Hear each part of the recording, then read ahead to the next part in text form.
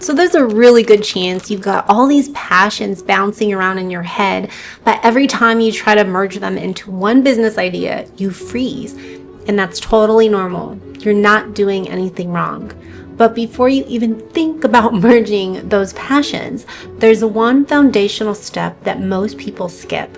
And it's the difference between building something that feels authentic versus something that looks good on paper but leaves you drained. This step isn't just about creativity or energy, it's about building something financially sustainable long term without burning out. So let's get into it. Last week was all about getting unstuck. I shared journaling prompts to help you loosen the grip of overthinking, and if you tried them, first of all, you go.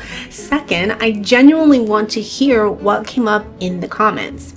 I also shared how my own answers led me to starting up this YouTube channel. And YouTube, in my Anchor and Toy Box framework, is my toy box, where I get to play, experiment, and express myself creatively without needing everything perfectly packaged from day one. And I'll link the videos that describe the framework in more detail below. But that decision wasn't just about what looks fun.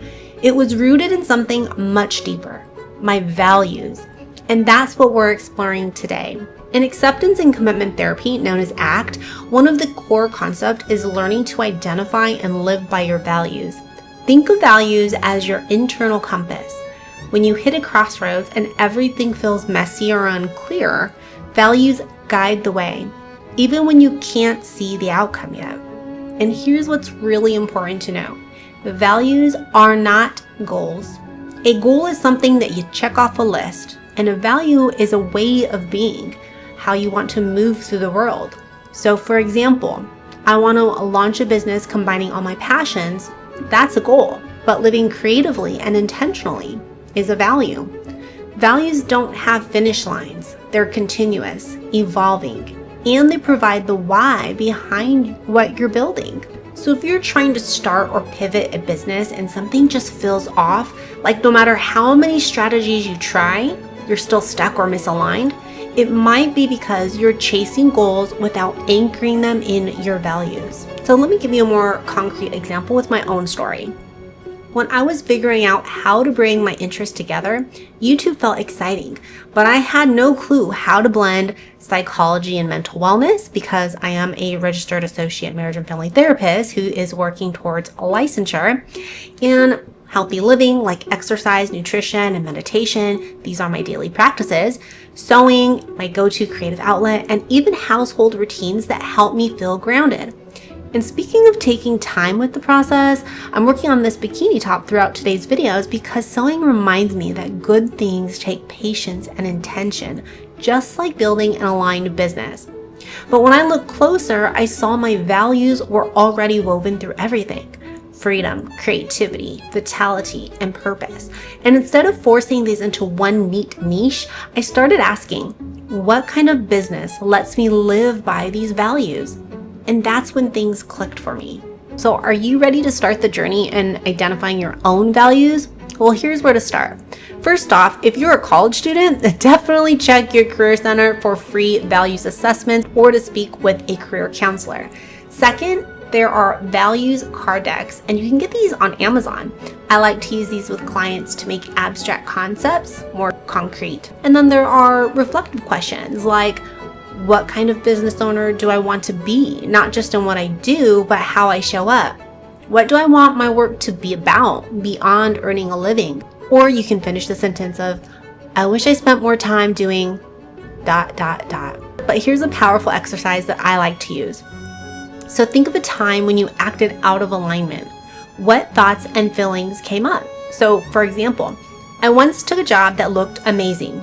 Great pay, impressive title, and everyone was like, yay, good job, you did it. But deep down, I knew it didn't reflect my creative side or leave space for my other interests. But I stayed anyways because I didn't want to seem flaky. Well, over time, completely drained, anxious, and resentful. Confusing because everything looked good. That's when I realized I was prioritizing external validation over my actual values, freedom, creativity, and purpose. In ACT terms, I was avoiding discomfort like judgment and uncertainty by making quote-unquote safe choices that pulled me from what mattered. So when you can name that misalignment with compassion, not shame, it opens doors to more aligned, authentic, sustainable decisions. Let me show you what this looks like in practice, because knowing your values is one thing, actually using them to make decisions is another. So let's say one of your core values is creativity, like mine. Here's how to test if a business decision aligns. Does this give me space to express myself authentically? Will I have creative control over how I show up? Does this energize me or drain my creative well? Once I worked for a doctor's office, and in that position, working at that office, I had no room to express myself authentically. I couldn't speak like myself. I couldn't wear certain clothing. I couldn't really do anything creative. It was no wonder why I felt really dissatisfied there. But now let's contrast that with someone whose top value is security. Does this provide stable, predictable income? Are there clear systems and structures in place? Do I feel confident in the long-term sustainability? Same business opportunity, completely different filters. And this is why copying someone else's multi-passionate business rarely works, because you're not living by their values. When I was deciding whether to focus on YouTube, I didn't just ask, will this make money? I asked, does this honor my need for freedom? Yes, because I can control my schedule and content. Can I express my creativity here? Absolutely, through topics, visuals, and my authentic voice. And does this align with my purpose? Yes, helping others, specifically multi-passionate people like myself, feel less alone and have more clarity. Those questions made the decision clear, even when the path forward wasn't. So here's what I recommend. Don't rush into merging passions. Start by asking, what kind of life do I want to build? What values do I want to walk with daily? Let your passions flow through those values, not the other way around. And for me, YouTube became the toy box that lets me express multiple sides of myself, but my values were why I stuck with it. They help me decide what to talk about, how to show up, and how to build something sustainable that doesn't burn me out or box me in. So here's your invitation this week. Take about 15 minutes to explore your values. You can use the questions I shared, or you can grab my free 30-day journal for multi-passionates that do have a few questions that help you identify values amongst others. And then you can drop one of your top values in the comments, because I genuinely want to know what comes up for you. So if this video is helpful, please like and subscribe, because next week I'll be finishing up the bikini bottoms and also going a little bit deeper into this topic. So just remember, you're not too much.